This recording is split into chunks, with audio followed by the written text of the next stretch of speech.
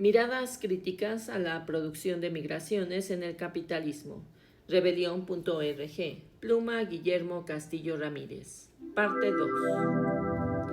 Dentro del universo de estos procesos se encuentran desde dinámicas de deterioro productivo del sur y norte global, incremento de la pobreza y aumento de la desigualdad, hasta fenómenos sociales con una inminente dimensión política como los contextos de vida marcados por la inseguridad, el crimen y la violencia, o incluso y cada vez más frecuentes y severos, las drásticas repercusiones sociomateriales de eventos medioambientales como huracanes, inundaciones, tsunamis.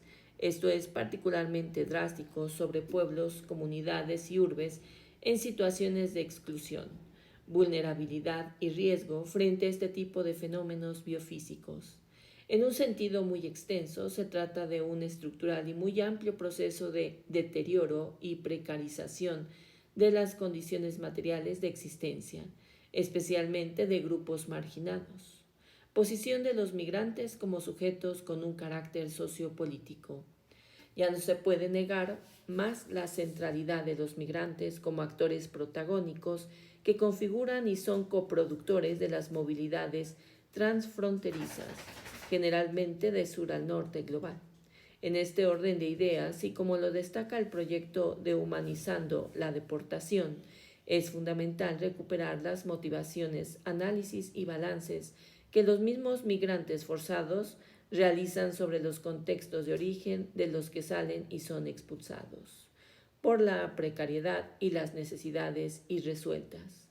Urge ponderar cuáles son las ideas, valoraciones y proyecciones por las cuales los migrantes deciden dejar sus hogares y emprender el camino.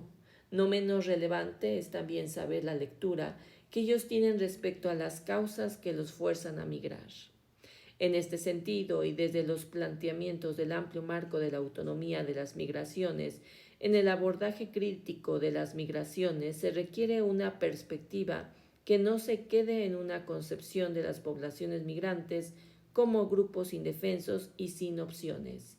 Por el contrario, son sujetos con capacidades, redes y estrategias.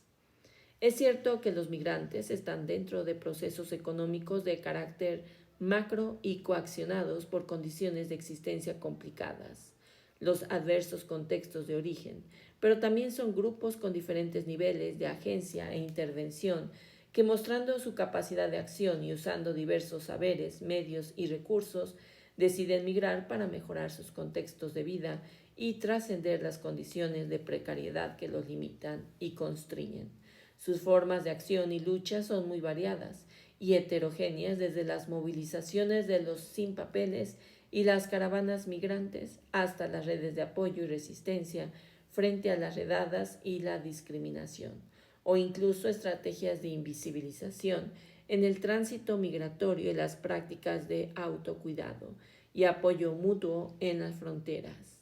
La producción política de las fronteras. Las migraciones forzadas tienen diferentes fases, desde el origen, el tránsito y cuando acontece el destino.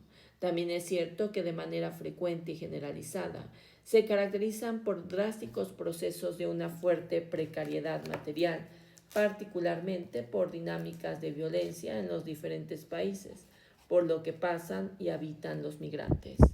En este escenario se necesitan perspectivas analíticas que describan, denuncien y cuestionen las políticas fronterizas y migratorias que criminalizan a ciertas poblaciones extranjeras, especialmente las que no cuentan con documentos migratorios.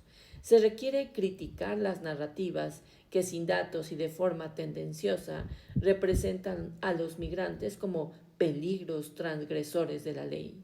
Hay que desmentir los discursos gubernamentales que, basados en noticias falsas o exageraciones, estigmatizan a los migrantes. Los dispositivos y políticas de control migratorio estatal de los países de tránsito y de destino no pueden basarse en exageradas y descontextualizadas visiones de seguridad nacional, que muy frecuente y de forma generalizada se traducen en fuertes violaciones de derechos humanos de los migrantes. Anualmente miles de migrantes pierden la vida por los efectos y consecuencias de los dispositivos de control migratorio a nivel global. Las trampas de la muerte son varias: el Mediterráneo, la frontera México-Estados Unidos, el tapón del Darién. Es urgente desarmar y confrontar la deliberada utilización de la corte xenófoba y política que los gobiernos de ciertos países como Estados Unidos han hecho de los migrantes forzados.